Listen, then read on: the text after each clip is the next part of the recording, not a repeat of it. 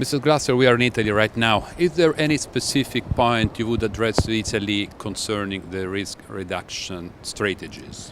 Sure. Well, I think, of course, Italy is prone to many hazards, as we've seen recently with earthquakes, actually more than one over the last few years, including with loss of life.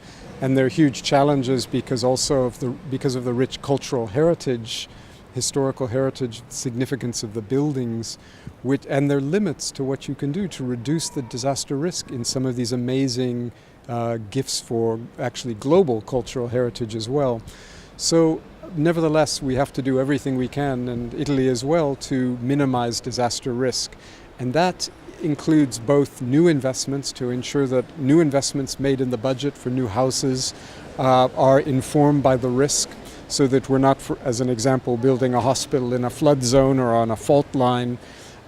It also means doing whatever is possible to deal with the existing exposure, so these amazing buildings, churches and so on. And I think also there's a role for public information, because it is important for the public to realize risks can be minimized, but they never go away entirely.